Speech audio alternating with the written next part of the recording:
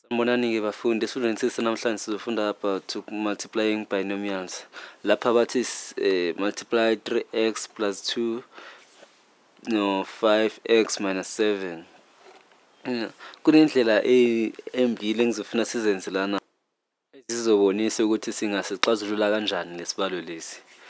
Lapha njengoba sinje lesibalo lesi sizomultiplya lento esiphakathi ukuthi sisuse ama-bracket. Kukhona enye imethod abathi yi-FOIL. I-FOIL angiyithandisisi ngoba ukuthi nje usuke ungayazi into oyenzayo. Ngasho nje ngithi phecelezi uyakrema, and uma ungakhohlwa nje ukuthi i-FOIL umeleni, lokho kusho ukuthi ngeke usasenza lesibalo lesi. Igama elithi FOIL sizolihlaziya kabanzi ukuthi sibone ukuthi limeleni. U-F lo ombona lapha umele ukuthi first. Ngisuse lokhu sokubhala kahle. U-FOIL. Lo F lo umbona lana umele ukuthi first. Usho ukuthi sizomultiply ama-first terms. U-O lo umele ukuthi outer, solandela ngama-outer terms. U-I lo umele inner, solandela ngama-inner terms. The L lo umele ukuthi last, sizomultiply ama-last terms. Lento lena-ke uma sithatha sisebenzisa kulesibalo lesi, kusho ukuthi sizothatha ama-terms okuqala njengoba bathi first, kusho ama-terms wethu okuqala u-3x no 5x, so 3 times 5x. Sibuye futhi sithi silandele ngo-outer ama-terms wethu angaphandle okungu-3x no negative 7x. Sizobhala sithi 3x times negative 3x. Bathini lana? Bathi siphinde futhi si-multiply ama-inner terms.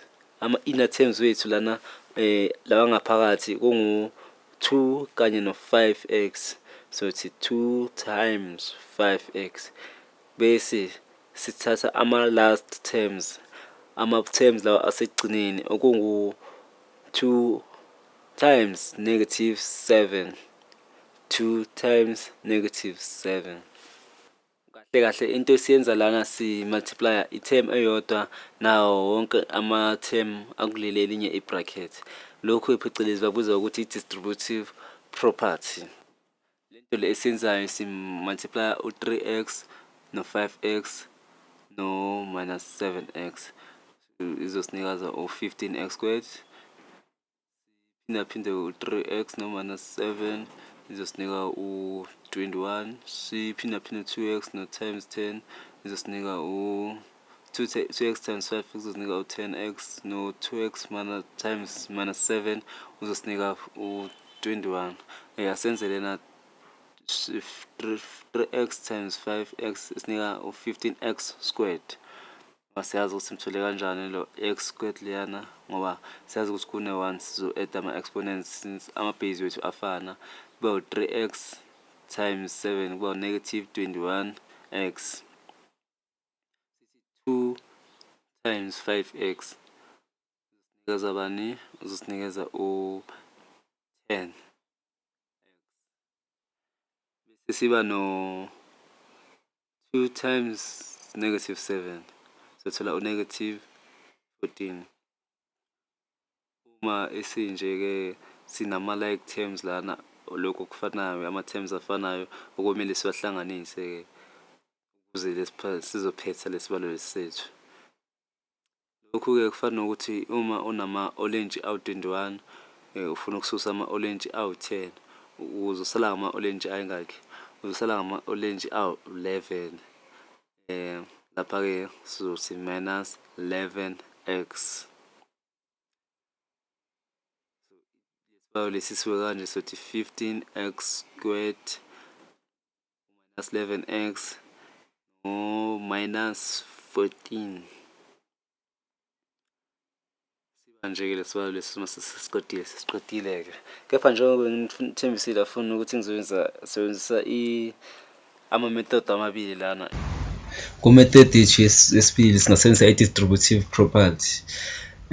Siyazi basitshelile laphayana singasolve lesibalo lesi ngaphandle kokuthi nje simemorize ifoil, ngoba kuthi distributive property basitshele ukuthi yonke i-term ela kule bracket lena kuyomele simultiply ngayo yonke ama-term angale kunama bracket lawa wesibili.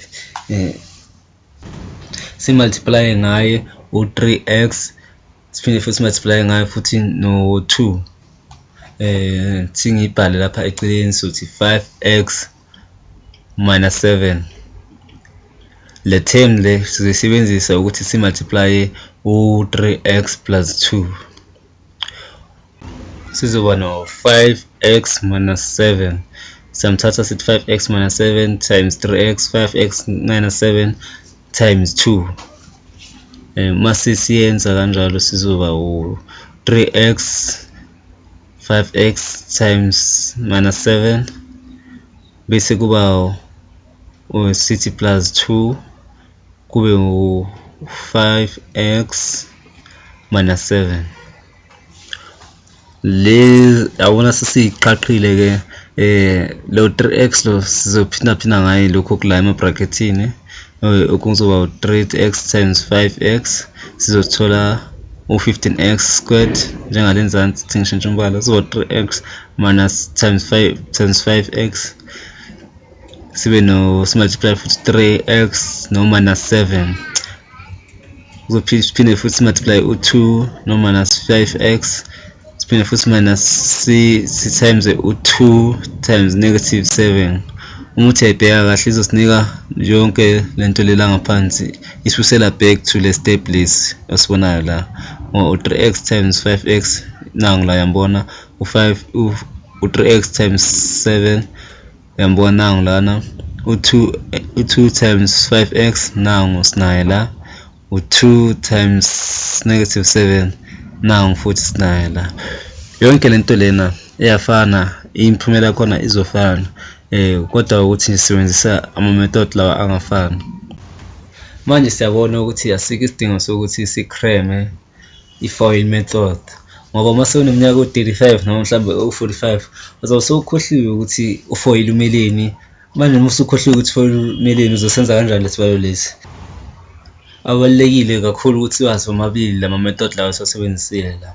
Ngiyathemba ukuthi ni understandile bafundi. Sihlangane futhi ngokuzayo.